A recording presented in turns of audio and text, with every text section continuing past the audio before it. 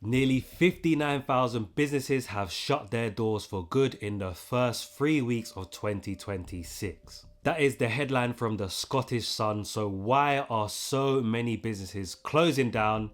Is this headline fake news? We're going to take a look at it in this video. So as a business owner myself, I've noticed having a bricks and mortar premises for your business is getting harder and harder. Currently, I have a studio where we film our YouTube videos for my dance company, and the business rates are going up. Rent in London is extortionate.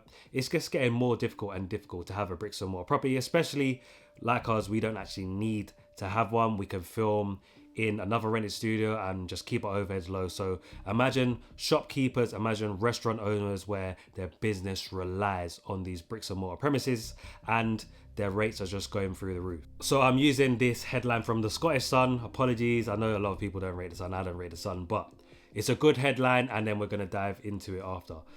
January fell, shocking 29,000 shops and firms shut down in the first weeks of 2026 thanks to idiot Reeves, referring to Rachel Reeves. See full list near you. So the Sun have conducted their own investigation and they have reported that 58,900 firms folded in January according to Companies House. And they have mentioned Rachel Reeves in the headline. Chancellor Rachel Reeves has been branded an idiot by a restaurant owner who closed down after being hit by rising business rates. So if you're not familiar with business rates, if you have a commercial premises, you pay your rent to the landlord, you can get a long-term lease, whatever it is, you can buy the premises, whatever you're doing to get that premises. But on top of that, you pay business rates, which essentially is council tax for businesses.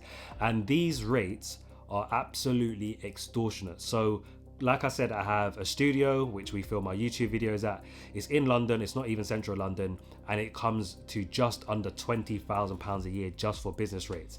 And for that business rates, which is meant to be business council tax, they don't even collect our bins for that. We have to pay separately for them to collect our bins. So these business rates, we don't know where it's actually going to. We feel ripped off.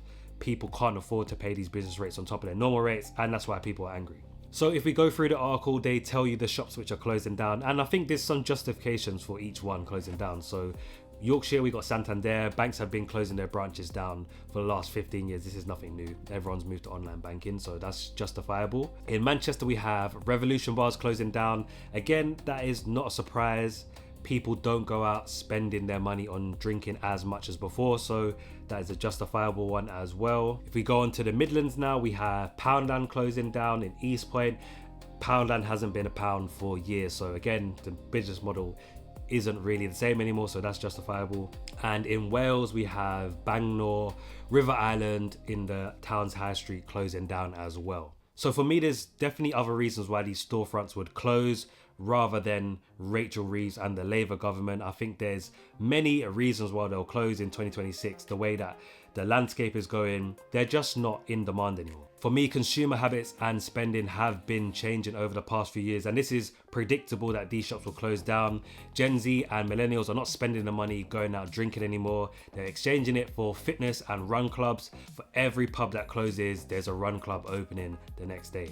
And when it comes to bricks and mortar retail, the high street has actually seen a bit of a rise after decline from COVID, but people's habits have still shifted to other ways online. You have TikTok shop, you have Temu, people are buying stuff directly from China now. People are buying stuff through AI. So we can actually look at JD Sports are planning to become one of the first retailers to switch to AI shopping. So JD Sports plan to let shoppers buy through AI platforms, retailer to allow one-click purchases through assistants such as ChatGPT, Microsoft Copilot, beginning in the US. So if you're a regular user of these platforms like ChatGPT, you'll know yourself, you'll ask it a question like, what are the best running trainers out right now? They're gonna send you loads of links for the best ones in their opinion. You might get a link to JD, you might get a link to Nike, and a lot of retailers and businesses are paying to rank higher now in that AI search. But there's a new step. If you notice on ChatGPT recently, there's actually a tab for shopping, and you can actually shop directly through ChatGPT.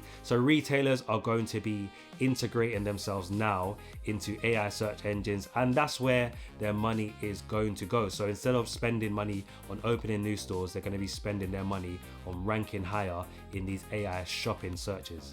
And as a small business owner myself, you should always be paying attention to stuff like this, what the big boys are doing. So my business is more niche down. I have a dance business. So if I want to rank higher in the AI search, it's probably going to cost me less than JD Sports trying to rank higher in their AI search, where they're competing with all these big companies, Foot Asylum, Snipes, Nike, Adidas. In my industry, if I'm one of the first people onto that, I can get cheaper into that market, and it's going to benefit me in the long run. So as a small business owner, you should always be looking where you can take them small wins. But do I actually believe the numbers from the Sun? So they said 59,000 businesses closed, but if we look at the Office of National Statistics, they said in Q4 of 2025, so that's October to December, 65,000 businesses closed. So 3 months 65,000, and then the Sun are saying in 3 weeks 59,000 closed. Do I believe them? I think it will take some more fact checking, but don't believe everything the Sun says, is what I'm getting from that. So guys, to close out this video, 2026 is going to be a difficult year for business owners, especially bricks and mortars, but your destiny is always in your own hand.